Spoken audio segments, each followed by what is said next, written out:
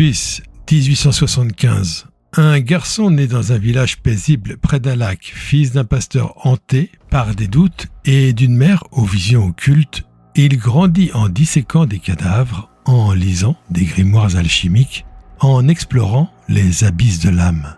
Il rencontre un géant viennois, le défie et forge sa propre voie. Il s'appelle Carl Gustav Jung, l'alchimiste moderne qui a osé dire « L'ombre est le siège de la créativité. Intégrez-la ou elle vous dévorera ». Il découvre l'inconscient collectif, les archétypes, la synchronicité. Ses apports, une psychologie qui unit science et mysticisme, une spiritualité qui transforme les ombres en lumière, une quête de l'âme éternelle. Ce podcast plonge dans l'abîme de Jung, ses rêves qui révèlent, ses visions qui guérissent. Alors, préparez-vous, parce qu'une fois que vous entendrez sa voix, vos propres ombres pourraient bien devenir lumière. Osez l'individuation ou restez dans l'ombre. Qui est Carl Gustav Jung, l'alchimiste moderne qui a transformé nos ombres en lumière ? Un podcast du pouvoir de la résilience.com, le site qui vous aide à vous reconnecter à votre vraie nature. Quesseville, canton de Thurgovie, Suisse, 26 juillet 1875. Un village paisible au bord du lac de Constance entouré de collines douces et de forêts sombres. Une maison pastorale modeste aux murs blanchis à la chaux, aux fenêtres ornées de rideaux en dentelle. Dans cette maison naît un garçon. Son père, Johann Paul Achille Jung, pasteur protestant, homme pieux mais tourmenté par des doutes profonds sur sa foi. Sa mère, Emilie Preiswerk, femme sensible, sujette à des visions nocturnes et à des états de transe où elle semble parler avec des esprits. Il le baptise Carl Gustav Jung, un nom qui va devenir celui d'un homme capable de plonger dans les abysses de l'âme humaine et d'en ramener des lumières que le monde n'avait jamais vues. Dès ses premiers souvenirs, Carl est entouré d'un univers où le sacré et l'invisible se mêlent au quotidien. Son père lit la Bible avec ferveur, mais Carl sent une angoisse intérieure. Le pasteur doute, le pasteur souffre, le pasteur se sent coupé du divin qu'il prêche. Sa mère, elle, vit dans deux mondes. Le jour, elle est l'épouse modèle, la mère attentive. La nuit, elle devient une autre. Elle parle avec des voix étranges. Elle voit des présences que personne d'autre ne voit. Carl, enfant, absorbe tout cela. Il sent que l'âme humaine est plus vaste que ce que l'Église enseigne. Il sent qu'il y a un royaume invisible derrière le visible. À 3 ou 4 ans, il commence à faire des rêves d'une intensité extraordinaire. Un rêve récurrent le hante. Il descend un escalier sombre qui mène sous la maison dans une cave profonde. Au fond, sur un trône de pierre, il voit un être monstrueux, une forme phallique géante, couronnée, qui semble à la fois terrifiante et sacrée. L'enfant est fasciné et terrifié. Il se réveille en criant. Sa mère le prend dans ses bras et lui dit « N'aie pas peur, c'est un signe, tu as vu quelque chose d'ancien. » Ce rêve qu'il appellera plus tard « le rêve de la pierre phallique » devient pour lui la première preuve qu'il existe un inconscient profond, un royaume d'images qui parle à l'âme avant que la raison ne les censure. Il grandit dans la nature. Les forêts autour de Quesseville, les rives du lac, les pierres moussues, les arbres centenaires deviennent ses premiers temples. Il passe des heures seul, assis contre un rocher ou sous un pin, à écouter le vent, à observer les insectes, à sentir une présence dans la matière elle-même. Il note dans ses souvenirs d'enfance, les pierres, les arbres, les animaux avaient une vie intérieure. Il me parlait sans mots. Et il commence à percevoir la nature comme un symbole vivant. Chaque feuille, chaque pierre, chaque nuage porte un message de l'âme universelle. C'est une psychologie intuitive précoce. Le monde extérieur n'est pas inerte. Il est un miroir de l'inconscient collectif, un langage que l'âme comprend avant que l'intellect ne l'explique. À l'école, il est brillant mais solitaire. Il lit Goethe, Nietzsche, les classiques grecs. Il dévore les livres d'alchimie que son père conserve dans sa bibliothèque. Paracels, Basile Valentin, les traités sur la transmutation des métaux et de l'âme. Il sent que l'alchimie n'est pas une chimie primitive, c'est une métaphore de la transformation intérieure. Transformer le plomb de l'ego en or de la conscience. Et il sent que l'âme humaine est un laboratoire alchimique. Elle contient du soufre, la passion, du mercure, la fluidité, du sel, la fixation. Il commence à pressentir ce qu'il appellera plus tard les archétypes, des images primordiales, éternelles, qui vivent dans l'inconscient collectif et qui guident l'évolution de l'âme. Même adolescent, Carl sent déjà la tension entre ce qu'il est au fond et ce qu'il doit paraître. Il pressent ce qu'il nommera plus tard la persona, le masque social, la façade que nous portons pour nous adapter au monde, pour plaire, pour survivre dans la collectivité. Ce masque n'est pas un faux en soi, il est nécessaire. Mais s'il devient trop rigide, trop identifié, il étouffe l'âme véritable. À l'université, en disséquant des cadavres et en affrontant les regards des professeurs, Jung porte déjà ce masque du jeune savant brillant, rationnel, respectable. Pourtant, à l'intérieur, l'enfant des visions, l'alchimiste en herbe, continue de murmurer. La persona protège, mais elle cache aussi. Et Jung très tôt sent qu'un jour, il devra la fissurer pour laisser entrer la lumière de l'inconscient. À la fin de l'adolescence, il choisit la médecine. Il entre à l'université de Bâle en 1895. Il étudie l'anatomie, la physiologie, la psychiatrie. Il dissèque des cadavres avec une fascination presque religieuse. Il cherche l'âme dans la chair. Il lit les travaux de Freud sur le rêve et l'hystérie. Il sent que Freud a touché quelque chose de vrai. L'inconscient existe, mais il sent aussi que Freud reste trop prisonnier du sexe et de la biologie. Il sent que l'inconscient est plus vaste, plus ancien, plus spirituel. Il sent que l'âme humaine est reliée à un réservoir collectif d'images et de symboles qui transcendent l'individu. Il choisit la médecine, mais l'ombre de Freud l'appelle. Zurich, décembre 1900. Carl Gustav Jung, 25 ans, franchit pour la première fois les portes massives de la clinique psychiatrique universitaire de Burgosli. La bâtisse est imposante, austère, presque carcérale. Murs de pierre grise, fenêtres grillagées, couloirs interminables qui sentent le désinfectant et la maladie mentale. Le directeur Eugène Bleuler l'accueille avec un regard perçant mais bienveillant. Bleuler est l'homme qui vient de forger le terme schizophrénie pour remplacer l'ancienne démence précoce. Il cherche des esprits nouveaux, des médecins prêts à regarder l'inconscient sans peur. Jung est l'un d'eux. Jung commence par un travail méthodique, presque obsessionnel. Il met au point le test d'association de mots, une expérience simple en apparence mais révolutionnaire. Et il prononce un mot stimulus devant le patient, tête, eau, mort, mer, argent, péché. Et il mesure le temps de réaction avec un chronoscope précis. Il note tout, les réponses inattendues, les silences trop longs, les blocages soudains, les rougeurs, les tremblements, les lapsus révélateurs. Il découvre que certains mots déclenchent des réactions anormalement longues, des chaînes émotionnelles chargées. Il appelle ces regroupements de mots émotionnellement liés des complexes, des nœuds autonomes dans l'inconscient qui agissent comme des personnalités secondaires, des intrus qui perturbent la conscience.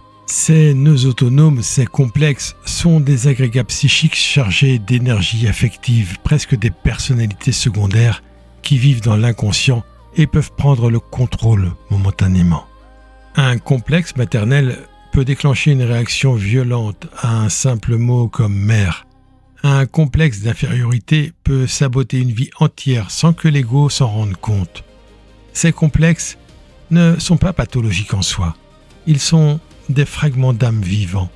Mais s'ils restent inconscients, ils projettent leur charge sur le monde extérieur, sur les autres, sur les événements. Jung voit déjà ici les prémices de l'ombre.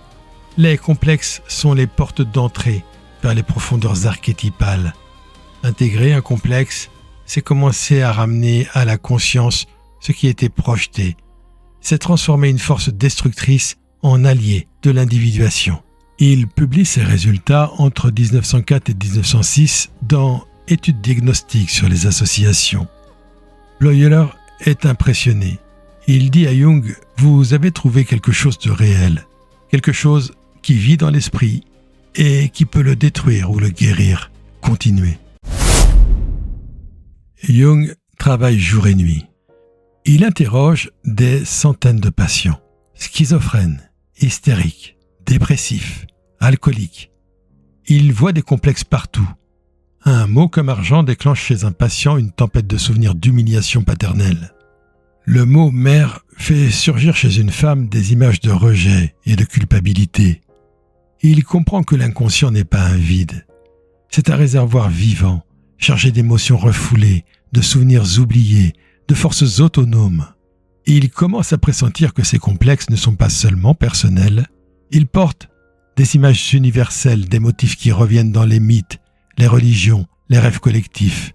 Il sent déjà l'ombre d'une idée plus vaste, un inconscient qui dépasse l'individu. 1906.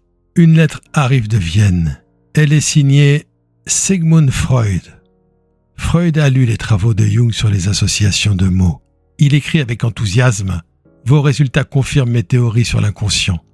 Je suis impatient de vous rencontrer. » Jung est flatté, presque intimidé. Freud est déjà une légende. Il a publié L'interprétation des rêves en 1900. Il a osé parler de sexualité infantile, de refoulement, de libido comme moteur de l'inconscient. Jung voit en lui un père spirituel, un maître qui a ouvert la porte que personne n'osait ouvrir. Et il répond avec empressement. En février 1907, Jung prend le train pour Vienne. Il arrive au 19 Bergasse, l'appartement de Freud. Freud l'accueille avec chaleur presque paternelle. Il parle 13 heures d'affilée, sans interruption, du matin jusqu'à la tombée de la nuit. Freud dit « Vous êtes l'homme qui va porter la psychanalyse dans le monde.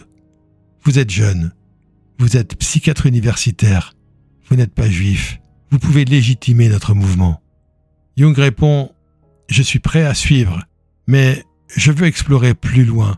Je sens que l'inconscient est plus vaste que ce que vous décrivez. » L'alliance est explosive. Jung devient le protégé de Freud. Freud le nomme président de l'Association psychanalytique internationale en 1910. Ils échangent des centaines de lettres, des lettres passionnées, intellectuelles, parfois affectueuses. Freud voit en Jung son successeur. Jung, lui, admire Freud, mais sent déjà les limites. Freud réduit tout à la sexualité. Jung sent que l'inconscient est plus ancien, plus mythique, plus spirituel.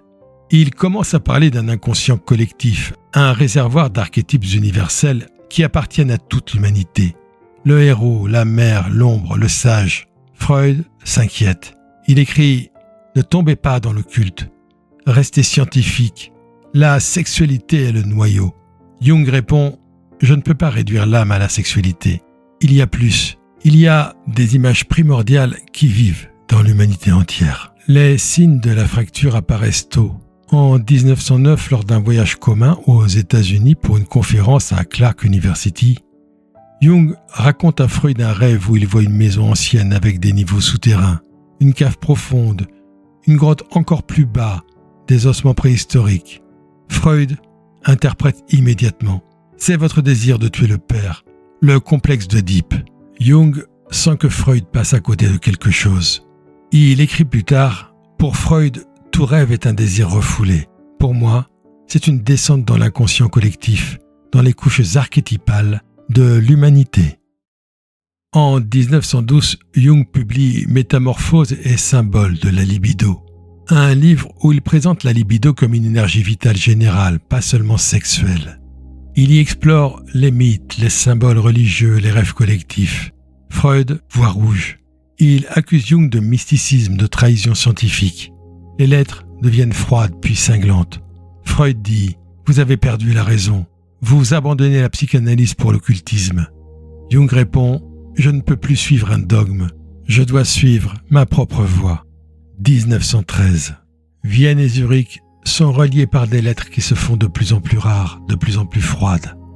Carl Gustav Jung, 38 ans, pose sa plume sur une dernière missive à Sigmund Freud. Les mots sont secs, définitifs. L'alliance est rompue. Freud, le père spirituel, le maître incontesté, devient un souvenir. Et de cette rupture naît une idée qui va révolutionner la psychologie pour toujours, l'inconscient collectif. En septembre 1913, au congrès de Munich, Freud et Jung se croisent une dernière fois. Échange minimal, regard froid. Jung démissionne de la présidence de l'Association psychanalytique internationale. Freud le traite de traître. Jung dira plus tard « Freud avait raison sur un point. J'étais son fils, mais un fils doit tuer son père pour devenir lui-même. » Désormais, Jung a le champ libre. L'inconscient n'est plus seulement personnel, un réservoir de souvenirs refoulés, de désirs sexuels, de complexes individuels. Il est collectif, un océan profond, partagé par toute l'humanité, rempli d'images primordiales, d'archétypes qui se répètent dans les mythes, les religions, les rêves de tous les peuples. L'inconscient n'est pas personnel, il est transpersonnel. Et Jung donne des exemples concrets.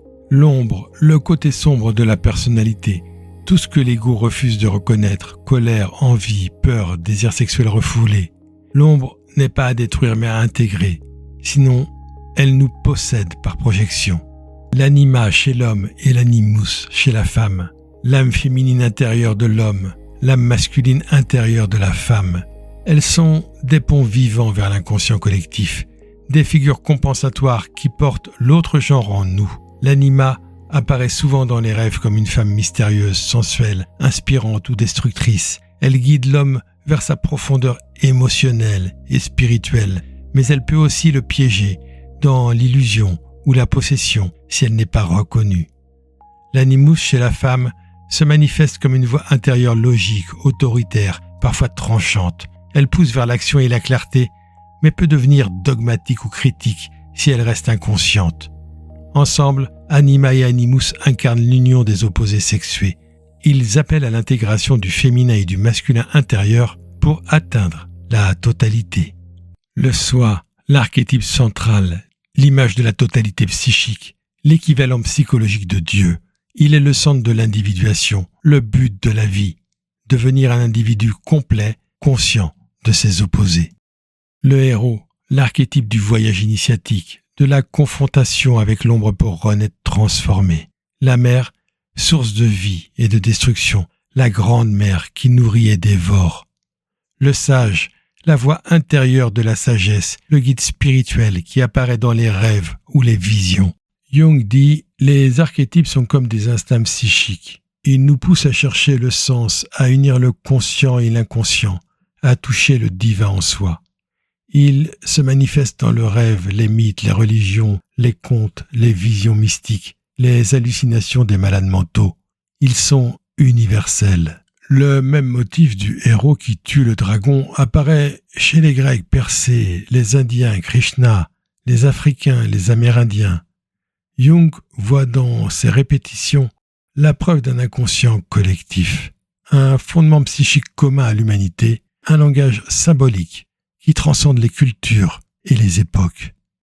Il développe aussi une psychologie spirituelle. Les symboles ne sont pas des décorations poétiques. Ils sont des guides de l'âme.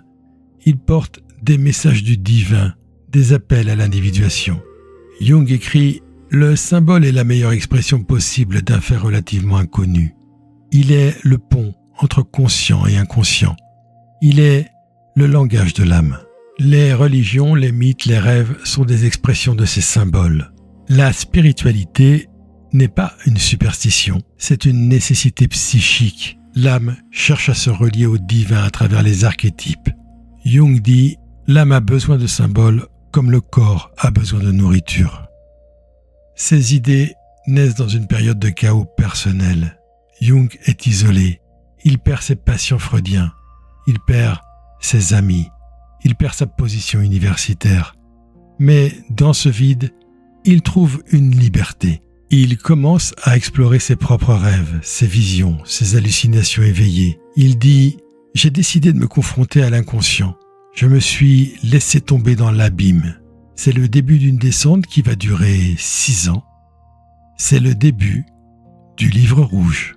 « 1913, Carl Gustav Jung a 38 ans. Il est seul, vraiment seul. Sa chair universitaire tremble. Et dehors, l'Europe elle-même commence à se déchirer. Sarajevo, les alliances qui craquent, les tambours de guerre qui grondent au loin. Mais c'est à l'intérieur que la tempête est la plus violente. Jung sent le sol se dérober. Il sent que quelque chose d'énorme, d'ancien, d'effrayant monte des profondeurs. Il pourrait fuir. Il pourrait se réfugier dans la psychiatrie conventionnelle, dans les diagnostics, dans les pilules. Au lieu de cela, il fait l'impensable. Il se laisse tomber. Chaque soir, après avoir fermé la porte de son bureau, il éteint la lampe.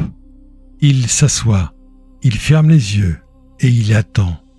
Il ne médite pas au sens paisible du terme. Il s'abandonne. Il se laisse envahir par les images, par les voix, par les émotions qui surgissent sans filtre. Il appelle cela la confrontation avec l'inconscient. Il ne cherche pas à les contrôler. Il les laisse venir et ils viennent. Les visions sont d'une violence presque physique. Il voit des fleuves de sang inonder l'Europe, des années avant que la guerre n'éclate. Il voit des figures mythiques, un géant qui dévore des cadavres, un serpent qui se mord la queue, un nain qui danse sur des corps empilés. Il entend des voix, il dialogue avec elles. Philémon, un vieux sage aux ailes de roi, lui parle comme à un égal. Les dieux sont devenus des maladies. L'homme doit les réintégrer pour guérir.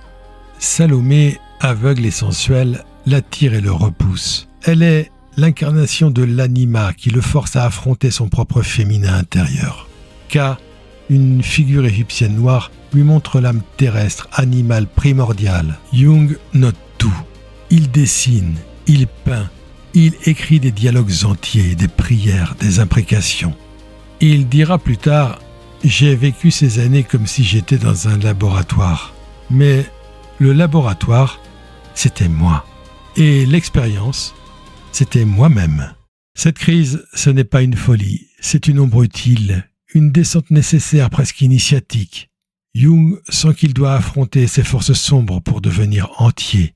Il sent que l'individuation, le processus d'unification de la personnalité, ne peut pas se faire sans ce plongeon. Il écrit « La crise était une confrontation avec mon ombre. Sans elle, je n'aurais pas découvert la totalité de l'âme. » Il explique que l'ombre n'est pas à détruire, elle est à intégrer. L'anima n'est pas à dominer, elle est à écouter. Le self, le soi, n'est pas un but lointain. Il est le centre qui émerge quand on ose regarder dans le miroir brisé de l'âme. De cette descente naît le livre rouge, Liber Novus. Un manuscrit gardé secret dans un coffre pendant près de 80 ans et publié seulement en 2009. Carl Jung le commence en 1915. Il y consigne ses visions, ses dialogues, ses peintures avec une précision presque maniaque. Le livre est un objet alchimique. Pages teintes en rouge sang, enluminure médiévale, calligraphie gothique, illustrations somptueuses où les figures mythiques prennent vie. Philémon aux ailes bleues, Salomé aux yeux bandés, le serpent noir et rouge, le château en ruine, les mandalas complexes comme des rosaces cosmiques. Le livre rouge n'est pas un journal intime, c'est une œuvre sacrée, un dialogue avec l'âme divisé en 3 parties principales. Liber Primus, la chute dans le chaos, la rencontre avec l'ombre et les figures intérieures. Liber Secundus, les aventures du moi qui cherche son chemin parmi les archétypes, le fou, le magicien, la sorcière, le héros. Scrutinies, la partie la plus mystique où Philémon enseigne les lois de l'âme, où Jung dialogue avec l'âme elle-même comme avec une entité autonome. Jung peint des mandalas, des cercles sacrés, des images de l'ordre psychique. Il dit « Les mandalas sont des images de l'ordre qui émergent du chaos. Ils apparaissent quand l'âme est en crise. Ils guident vers le centre, vers le soi. Il peint des dizaines de mandalas, chacun plus complexe que le précédent, chacun un instantané de l'état de son âme à un moment précis. Il écrit des dialogues entiers. Philémon lui parle comme un maître ancien, il lui dit « Pense en images, les images sont plus anciennes que les mots, elles viennent de l'âme. » Jung comprend que l'inconscient n'est pas un sac de souvenirs refoulés. Il est vivant. Il parle, il crée, il est sacré. Le livre rouge n'est pas destiné à la publication, Jung le cache. Il le montre seulement à quelques proches. Il dit « C'est mon dialogue avec l'âme, c'est mon expérience la plus importante. Sans lui, je n'aurais jamais compris l'individuation. » Il y voit une preuve vivante que l'inconscient collectif existe. Les figures qu'il rencontre, Philémon, Salomé, le serpent, ne sont pas des inventions personnelles. Elles apparaissent dans les mythes, les religions, les rêves d'autres cultures. Il écrit encore « Le livre rouge est mon expérience de l'inconscient collectif. Il est la preuve que l'âme parle le même langage à tous les hommes. » 1928, Kuschnacht. Sur les rives du lac de Zurich, Carl Jung, 53 ans, est assis dans son bureau face au lac.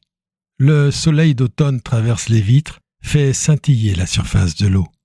Un scarabée d'or, un cétoine doré, frappe soudain à la fenêtre et se pose sur le rebord. Au même moment, une patiente allongée sur le divan lui raconte un rêve. Elle reçoit en cadeau un scarabée d'or. Jung s'arrête. Il regarde l'insecte, il regarde la femme. Il sent que ce n'est pas un hasard, c'est une synchronicité. C'est le début d'une théorie qui va unir science et mysticisme. Jung définit la synchronicité comme un principe de connexion acausale. Ce n'est pas une cause qui produit un effet, c'est un lien significatif entre un événement psychique intérieur, un rêve, une pensée, une émotion intense, et un événement physique extérieur sans lien causal visible. Il dit « La synchronicité est la simultanéité de deux événements liés par le sens, mais non par la causalité. » Il donne des exemples vécus. Un patient rêve d'un poisson d'or, le lendemain il reçoit un poisson d'or en cadeau d'un ami. Jung pense intensément à un ami décédé. Au même moment, une lettre de cet ami arrive écrite avant sa mort. Jung travaille cette idée pendant des années en collaboration avec le physicien Wolfgang Pauli, prix Nobel de physique en 1945. Pauli, lui-même tourmenté par des rêves archétypiques, voit dans la synchronicité un pont entre la physique quantique où les particules sont liées sans cause et la psyché. Ils publient ensemble la synchronicité comme principe de causalité acausale en 1952.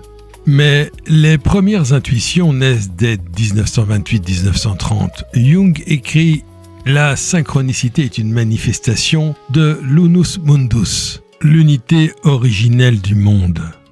Elle unit le psychique et le physique en un seul tissu. C'est une psychologie spirituelle révolutionnaire. Le hasard n'existe pas. Le monde répond à l'âme. Quand l'inconscient est prêt, l'extérieur reflète l'intérieur. La synchronicité devient un outil thérapeutique. En notant les coïncidences significatives, le patient voit les patterns de son inconscient et accélère son individuation. Jung dit « La synchronicité est la preuve que l'univers est psychique. Il n'y a pas de séparation entre matière et esprit. Il n'y a qu'un seul monde. » Parallèlement, Jung plonge dans l'étude de l'alchimie. Dès les années 1920, il lit les traités médiévaux, Paracelse, Basile Valentin, le Rosarium Philosophorum, les textes hermétiques. Il comprend que l'alchimie n'est pas une chimie primitive, c'est une métaphore de la transformation psychique. Les alchimistes cherchaient à transformer le plomb en or, mais ils parlaient de l'âme, transformer l'ego brut, sombre, en conscience lumineuse. Jung voit dans les opérations alchimiques, calcinatio, solutio, separatio, conjunctio, les étapes de l'individuation. Calcinatio, brûler l'ego, affronter l'ombre. Solutio, dissoudre les rigidités, laisser couler les émotions. Separatio, distinguer conscient et inconscient. Conjunctio, unir les opposés, atteindre le soi. En 1944, il publie Psychologie et alchimie, puis Mysterium Conjunctionis. Il dit « L'alchimie est la projection de l'inconscient collectif sur la matière. Les alchimistes voyaient dans le plomb leurs propres ombres, dans l'or leur propre soi. L'individuation devient un processus alchimique. Transformer les ombres en lumière, les opposés en unité, le chaos en ordre. » Jung écrit « L'alchimie est la sœur jumelle de la psychologie analytique. Elle montre que la transformation de l'âme est un travail réel, concret, dangereux. » Psychologie et alchimie représentent l'une des explorations les plus profondes et les plus innovantes de Jung sur les liens entre l'alchimie médiévale, la symbolique chrétienne et les processus psychologiques. Jung ne voit pas l'alchimie comme une simple proto-chimie ratée, mais comme une projection inconsciente de l'âme humaine sur la matière, un trésor caché de symboles qui révèle les dynamiques de l'inconscient collectif. L'ouvrage commence par une vue d'ensemble des objectifs de la psychothérapie selon Jung, avant de plonger dans une analyse détaillée des analogies entre les opérations alchimiques et les transformations psychiques. L'alchimie est à la fois un processus chimique et un chemin mystique. Et l'or, pas seulement un métal précieux, mais le symbole de la totalité psychique, le soi, le centre unifié de la personnalité. Jung cite souvent l'axiome de Maria Prophetissa, une alchimiste légendaire du IIIe siècle. 1 devient 2, 2 devient 3, et du troisième vient l'un comme le quatrième. Cette formule énigmatique illustre la tension des opposés masculin-féminin, conscient-inconscient et leur résolution en une unité supérieure, un thème central de l'individuation jungienne. Le livre est structuré en 3 parties principales. Introduction au concept de base. Jung expose comment l'alchimie compensait le christianisme dominant. L'alchimie est comme un sous-courant à la surface chrétienne, un rêve compensateur au conflit de la conscience. Il compare l'alchimie au christianisme. Le christianisme met l'accent sur les nombres impairs, trinité, unité divine, tandis que l'alchimie insère les nombres pairs, féminins, terrestres, maléfiques, personnifiés par le serpens mercuri, le serpent de Mercure, symbole de la prima materia, la matière première. Cela pointe vers Tiamat, la fameuse déesse babylonienne, et le monde matriarcal primordial, compensant le patriarcat chrétien. Deuxième partie, analyse des symboles alchimiques. Jung examine des textes alchimiques comme le Rosarium Philosophorum ou les écrits de Paracelse. Il montre comment les opérations alchimiques sont des métaphores de transformation psychique. Enfin, la troisième partie consiste en l'application à la psychothérapie. Jung relie l'alchimie à la pratique analytique. Les rêves des patients contiennent souvent des symboles alchimiques. Mandala, union d'opposés, indiquant un processus d'individuation. L'alchimie est une compensation historique au christianisme, remplissant les lacunes laissées par les tensions des opposés chrétiens. Ces idées naissent dans une période de chaos mondial. La Première Guerre mondiale a déjà brisé l'Europe. La Seconde approche. Carl Jung voit dans les rêves collectifs de ses patients des images de destruction, de chaos, de renaissance. Il sent que l'humanité entière traverse une crise d'individuation. Confronter l'ombre collective, le mal, la guerre, le totalitarisme, pour atteindre une conscience plus haute. Il dit « La guerre est l'ombre de l'humanité qui s'exprime parce qu'elle n'a pas été intégrée individuellement. » Il prêche l'unité, intégrer l'ombre personnelle et collective pour éviter la projection du mal sur l'autre. Il dit « Seul l'individu qui a intégré son ombre peut contribuer à l'unité du monde. » Jung sent son corps décliner. Dès les années 1940, des problèmes cardiaques apparaissent. Il souffre d'angine de poitrine, de fatigue chronique. En 1944, il fait une crise cardiaque grave. Il est au bord de la mort. Il vit des visions de l'au-delà, un jardin cosmique, des figures mythiques, une lumière infinie. Il dit à ses proches « J'ai vu l'unité du monde, j'ai vu que tout est relié. » Cette ombre physique humanise son idéal. Il a prêché l'individuation mais il vit la fragilité du corps. Il a prêché l'unité, mais il sent la séparation entre vie et mort. Cette confrontation au réel montre la profondeur de sa foi. Même face à la mort, il affirme l'éternité de l'âme. La synchronicité a ouvert une porte. L'alchimie a montré le chemin de la transformation. Mais Jung sent que l'Occident seul ne suffit pas. Il a exploré les grimoires médiévaux, les symboles hermétiques, les rêves de ses patients européens. Il a vu que l'inconscient collectif parle le même langage partout. Alors, naturellement, son regard se tourne vers l'Orient. Dès le début des années 1930, il se plonge dans les textes sanscrits, les Upanishads, le tantrisme, les traités sur le yoga et la kundalini. Il ne cherche pas à devenir yogi. Il ne cherche pas à importer une pratique orientale dans les cabinets zurichois. Il cherche la confirmation universelle, les mêmes forces archétypales, les mêmes étapes d'éveil, les mêmes dangers et les mêmes promesses de totalité existent-ils dans les traditions de l'Inde ? En octobre 1932, dans une petite salle de l'Institut psychologique de Zurich, devant un cercle restreint d'analystes et d'étudiants avancés, il ouvre un séminaire qui va durer 6 semaines. Psychologie du yoga et de la kundalini. Il tient devant lui une traduction allemande annotée du Shatchakra Nirupana et du Paduka Panchaka, 2 textes tantriques du XVIe siècle qui décrivent les chakras et l'éveil de la kundalini, cette énergie serpent levée à la base de la colonne vertébrale. Il parle lentement, presque hypnotiquement, sa voix basse résonnant dans la pièce silencieuse. Ce que les yogis décrivent comme l'éveil de la kundalini n'est pas une curiosité exotique. C'est un processus psychique universel.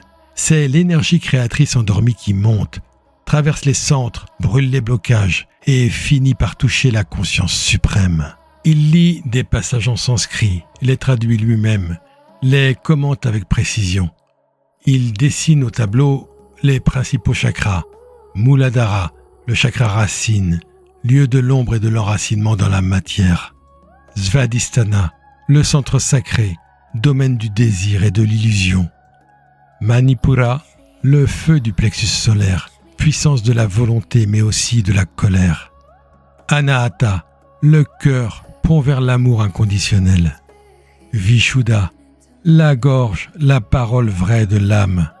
Ajna, le 3e œil, vision intérieure. Et enfin, Sahasrara, la couronne, dissolution dans l'unité cosmique. Il dit « La montée de la Kundalini est une métaphore parfaite de l'individuation. L'énergie remonte de l'ombre la plus profonde jusqu'à la lumière la plus haute.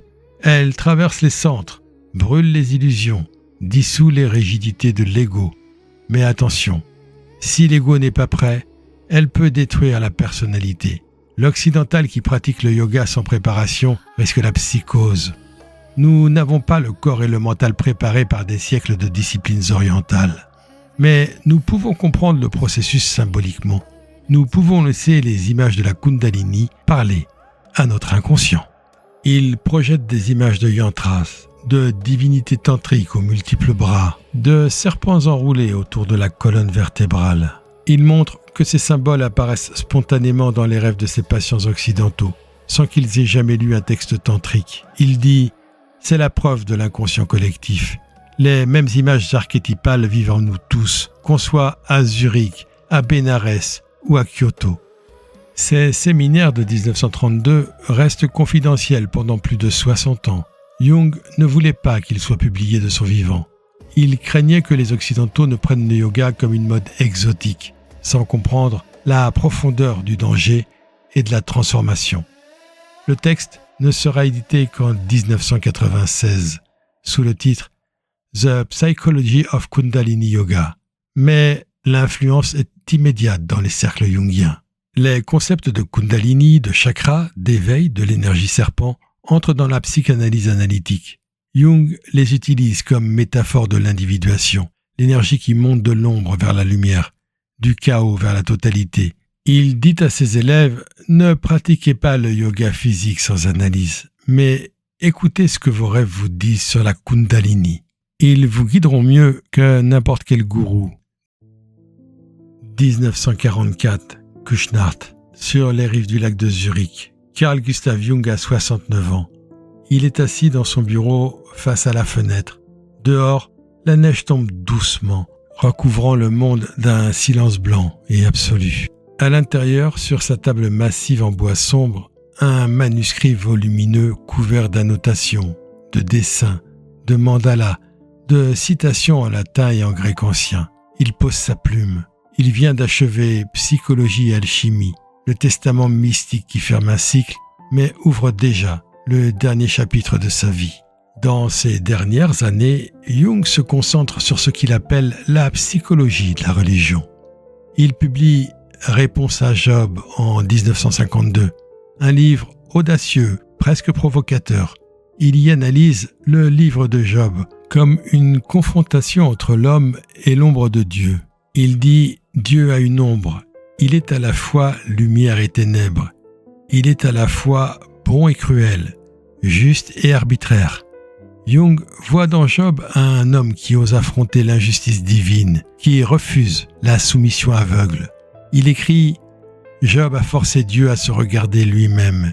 Il a révélé que Dieu contient aussi son ombre. » Pour Jung, Dieu n'est pas seulement une idée théologique, il est une réalité psychique, l'archétype du soi, l'image de la totalité psychique, le centre unifié de la personnalité. Il dit encore « Dieu n'est pas seulement une idée, il est l'archétype du soi, il est la totalité que l'âme cherche à atteindre. » Dans Aion en 1951, il explore l'ère des poissons et l'ère du Verseau.